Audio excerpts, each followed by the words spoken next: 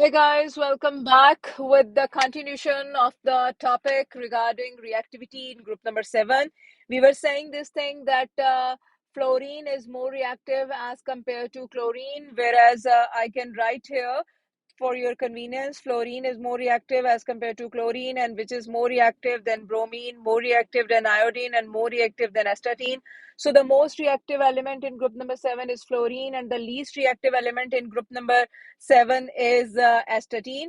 And one more thing is this, that you can clarify this again. I am telling you the basic story about the reactivity in group number 7. So this reactivity is based upon their ability to take electron, their ability to gain electron. Higher is the ability to gain an electron, higher will be the reactivity. Okay, so we can say this thing: ability to gain an electron is directly proportional to reactivity. This is the case in case of non-metals. Okay, non-metals. And you may say this thing as well, that smaller is the size. You may say smaller is the atomic number. Arrow, smaller is the size. Hence what will happen? Higher will be the ability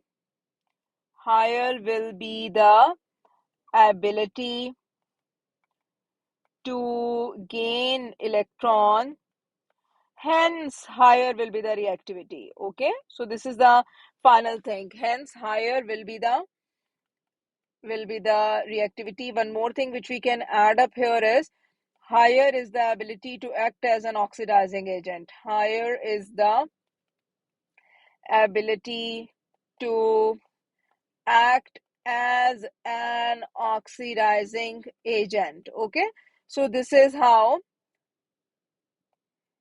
it works with group number 7. So in the previous videos, if we are looking into group number 7, we are done with why they are called as halogens, what are the colors and the states of the different elements, and how we can find out about the color and the state of a newly discovered element if they are going to place it after astatine, and afterwards displacement reaction, how a more reactive can displace a less reactive from its compound.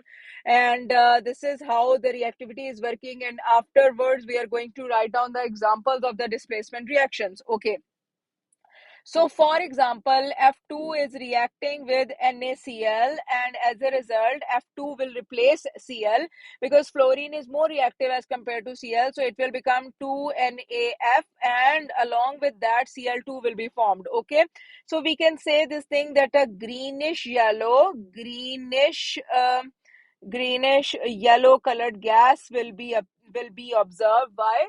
Because chlorine gas is now coming out of it, so we will have an observation of that gas, of that product which is coming out of the whole reaction. Okay, so we can say this thing, that initially we have passed the white color gas, but now this white color gas is no more there. This white color gas is reacting, and after reaction greenish yellow color gas is evolved out of it. Similarly, there can be another reaction, that is Cl2 is reacting, for example, CaBr2, and what is the product? What is this this reaction will give you? Finally it will give you CaCl2, and Br2 will be the product. Okay, so why it is so? Because chlorine is more reactive as compared to bromine, hence chlorine will kick out bromine out of the compound, will make its own compound, whereas Br2 will be at the end will be produced as a product. Okay, but for example, if you are reacting I2 with KBr, okay, so what will be the product? No reaction. Why there will be no reaction? Because Br is more reactive as compared to iodine, as a result there will be no reaction. Br will not be replaced by I. You may say I is not that much stronger to replace Br. Okay, so this is the story behind all these reactions. This is the thing related to the displacement reactions in group number 7. We can say this thing, that reactivity is going lesser, going decreasing down the group. So I'm summing up the whole thing. Fluorine is the most reactive and astatine is the least reactive.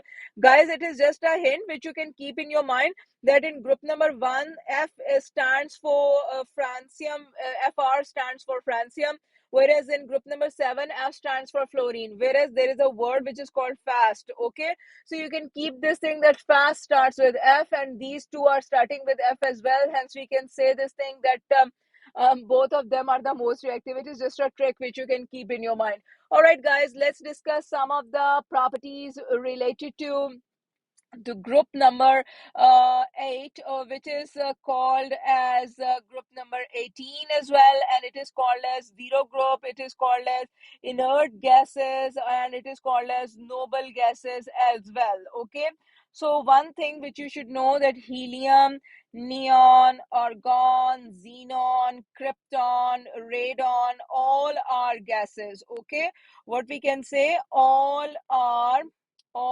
gases. Okay, number two thing is this, that all are monoatomic, all are monoatomic. Okay, monoatomic. Next thing is this, that there are certain uses. What is the meaning of monoatomic? Before uses, I would like to tell you what is the meaning of monoatomic. Monoatomic means that they are existing in the form of a single atom. Why they are existing in the form of a single atom? Because they have a stabilized electronic configuration. Their outer electronic shell is completely filled, is achieving the stabilized electronic configuration. That's why we can say this thing, that these gases are not going to react with another element. Okay, so this is how it is happening basically. So what are the basic uses? For example, helium is filled in the balloons, as it is a lighter gas, so that's why it is filled in the balloons. Sometimes examiner is saying that hydrogen is lighter as compared to helium. Even why it is not being filled in the balloons? As hydrogen is a gas which can catch fire, is a flammable gas under pressure. All right, so that's why it is difficult to store hydrogen, and it can burst with a fire, it can catch fire. So this is the reason that hydrogen is not filled in the balloons. Then there is another thing which you should know, that neon is used for advertisement strip lights, advertisement advertisement strip lights. And then you can say about argon, there are certain very important uses about argon. We can say this thing, that sterilization of surgical instruments is happening. Surgical instruments is done by this argon. There is a very important use of argon as well, which I'm going to show you over there. For example, just consider this is a bulb, and there is a filament over there, and this filament is made up of a metal which is called tungsten. Okay, tungsten is the symbol, tungsten symbol is W. Tungsten, this is an element which is existing in the transitional block, and transitional block element is tungsten, and it has a very high melting point. That's why it is used as a filament of a bulb. Okay, so this is a bulb. And next thing which I would like to tell you is that here there is no air, rather there is argon gas. So environment of argon gas is given. Why it is so? If argon gas will not be given, what will happen? This tungsten will start reacting with oxygen of air. As a result, it will start making tungsten oxide. So we can say this thing, that to avoid such type of the reactions, it is better to keep the environment of such a gas which is non-reactive. Okay, so we have provided the environment of argon here. That's why tungsten will not react with oxygen, hence it will be safe from further reaction. Okay, so these are the properties of different types of the gases of group number 8. So I have told you that 8 because it is on the 8th number. If we are counting the transitional block elements, then it is called as the 18. We have discussed about that as well before. 0 because of the non-reactivity. Inert means it is not going to react. Noble means it is not going to react. And why it is not reacting under normal conditions? It can react. They are making certain compounds, but I have told you, under very strong under very strong, you may say severe or intense conditions of temperature and pressure. In that case, these elements of group number 8 are now, then they react. And the story behind this is that due to stabilized electronic configuration, they are not going to show a reaction. Okay, so this is how it is happening in case of group number 8. Let's discuss some of the properties of the transitional block element. Already in another topic, I have discussed this thing, but I would like to tell you transitional block elements here as well. Guys, number one thing which you should know is this, that they all are metals, all are metals.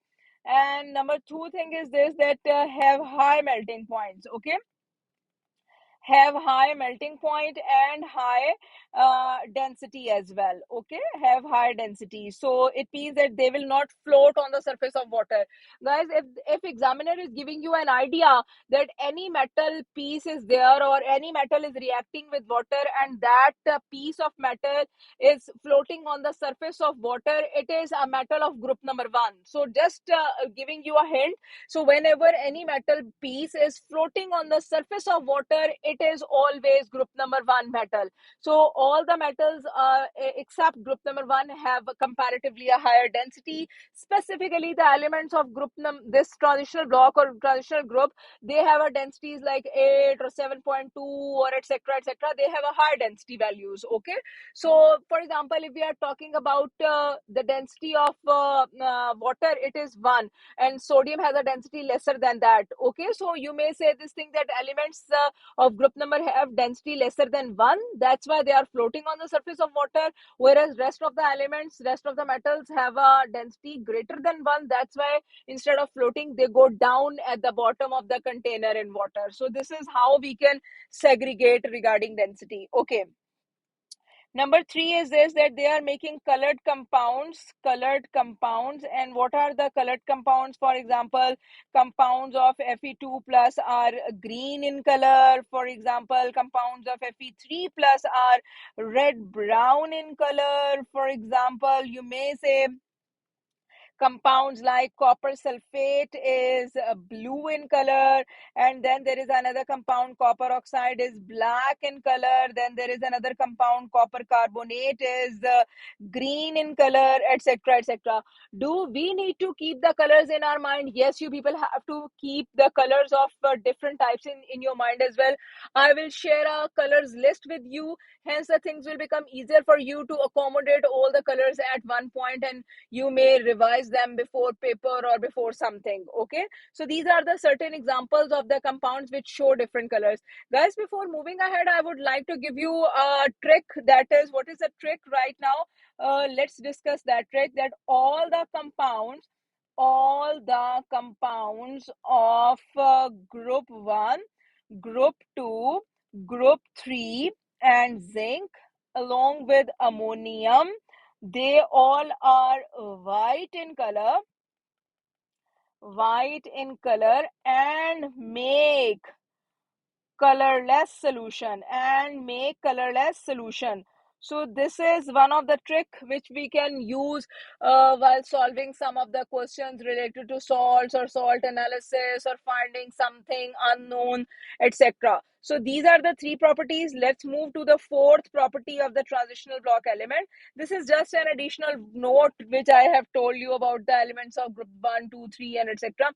So let's discuss number 4. They show variable oxidation state. Elements of transitional block show variable oxidation state. Okay, so what is variable oxidation state? I mean to say, sometimes iron is losing 2 electrons, hence it is getting 2 plus charge. Sometimes the same iron is losing 3 electrons, hence it is gaining 3 plus charge. We will discuss the details about transitional block with you people in A2 chemistry. But right now we can say you that they are losing different number of electrons. That's why they are gaining different type of charge. So sometimes when elements of group number 1 are to be discussed, these are the elements which are always losing 1 electron. So we can say this thing, that elements of group number 1 will have always a charge of +1, always have a oxidation state of +1. So charge and oxidation states are the same thing. Basically, you should keep this thing in your mind. When we are talking about the elements of the transition block, they can show variable oxidation states, variable charges. So sometimes they are losing 2 electrons or 3 electrons depending upon the reaction, they are losing such type of things. Okay, so that's why this is a property associated with the transitional block elements. Now I'm moving to the fifth and the last property of these, and that is called their ability to act as a catalyst. Okay, their ability to act as a catalyst. What is catalyst? First of all, you should know this thing, that a catalyst is a substance. First of all, you should know what is a catalyst. Okay, a catalyst is a substance. A catalyst is a substance which speeds up a chemical reaction by lowering down energy of activation. Now, might be there is a point in your mind that what is energy of activation? Energy of activation concept will be given to you in the chapter of energy from chemicals, inshallah. I will discuss that with you, inshallah. But right now, I can tell you a small thing about it. Is the minimum amount of energy. It is the minimum amount of energy which is required by the reactants to convert themselves into the products. Okay, so as far as reactants don't have the energy of activation, they will not they are not going to convert themselves into the products. So this is the minimum amount of energy which is called as energy of activation, and the catalysts have this duty that they are lowering down the energy of activation. So we are going to discuss the details about catalyst. Catalyst is basically a substance which is finding an alternative route to the completion of the reaction. That alternative route is involving lesser amount of energy. That's why a catalyst is very favorable regarding economic point of view as well. It is lowering down the consumption of energy, hence it is favoring the industry. Okay, so this is how a catalyst is working, and details of catalyst is also waiting for you in A levels. But right now I'm going to give you certain examples of catalysts. Fortunately or unfortunately, you people have to keep that list of catalyst in your mind. For example, I am telling you that V2O5, which is called as vanadium pentaoxide. Vanadium is a transition block element. Vanadium pentaoxide. It is a catalyst for contact process. Okay. Now the point is this, that what is a contact process? It is a process which is used for the preparation of sulfuric acid. Sulfuric acid formula H2SO4. Sulfuric acid preparation. Okay. And similarly, there is another example, and that is iron, or you may consider Fe2O3 iron oxide, which is used as a catalyst for Haber's process. Now, what is Haber's? Haber and apostrophe S, Haber's process.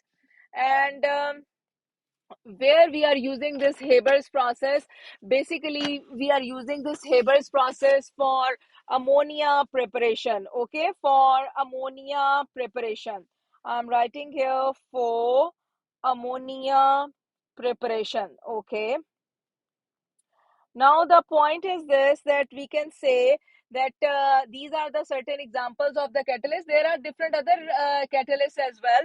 I can tell you those as well. It is good to tell you right now so that you people may get ready for the different types of the catalysts. Let's see. For example, platinum or rhodium RH is a catalyst which is used in a catalytic converter. Catalytic converter. Okay, and what is catalytic converter? That I will discuss with you in the chapter of air and atmosphere, inshallah. But catalytic converter, I can tell you that it is converting harmful gases harmful gases in automobile in the internal car engine. Okay, in the internal engine, basically it is internal combustion engine. It is doing this thing, and what it is doing, it is converting harmful gas into harmless gas harmless gas or less harmful gas. Okay, so this is how it is happening in case of catalytic converter. Okay, so platinum and rhodium are also the examples of you may consider these are also the examples of transitional block. Okay, so this thing you need to keep in your mind, that how they are going to react. Okay, then I can tell you before moving ahead that Alhamdulillah, our chapter for the periodic table is completed with this video. Let's have a look on the chapter of periodic table. I am taking you back to the first point. Okay, so we have discussed this thing, what is a periodic table, what we can get from the symbol of an element, and then how periodic table is designed, basically horizontal rows, vertical rows, etc, etc. Then what's the group number telling you, what's the period number telling you, example of sodium for this, then group number 1 elements which are called metals of alkali metals, and why they are called alkali metals basically, and then what are the examples of group number 1 elements. Their solution is alkaline with water, physical properties, and then electrons. And we have said this thing that chemical bonding, their electrons are representing the chemical bonding. So physical properties are basically related to their softness or their melting points and density, etc, etc. So basically they can conduct electricity or etc. This have been discussed in the previous videos. Reaction of group number 1 elements with water, with steam, with acer, different examples here. How to write down the balanced chemical equation, what is happening in a chemical equation. We are going to discuss we are not going to discuss, we have discussed. Okay, so we have discussed the reactions of group number 1 with water here, different examples of other metals of group number 1 with water, different examples. After different examples, we have studied the observations of the reactions of group number 1 with water. These are very, very important, I have told you. And then the reaction of group number 1 with steam, different examples, how to make the formula with steam, and then examples of metal hydroxide and the combination of the compound, how they are making the compound.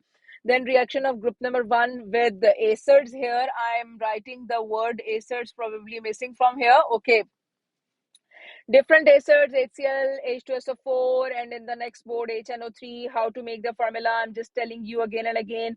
Ethanoic acid is again an acid which is called organic acid, how to make the formula in that case. Next chapter will be acid, bases, and salts, inshallah. Over there, you people will get to know how a formula of an acid is written over there, what are the different examples of the acids in detail. Then reactivity trend in group number 1, how we can take the examples of lithium and potassium.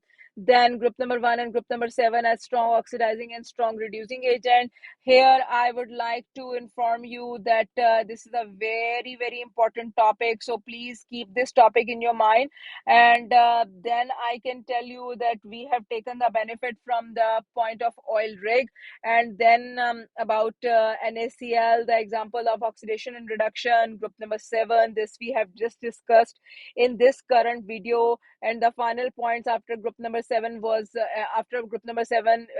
related to, you may say, group number 8 and the properties of group number 8. These small things, sometimes we are thinking these are the small points, but they can make a major role in their MCQs of the exam, etc.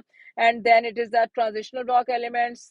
We are done with the transitional block elements as well.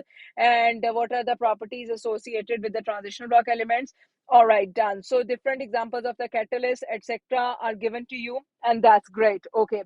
All the best to all of you. Take care of yourself. See you all in the next chapter of acid, bases, and salts.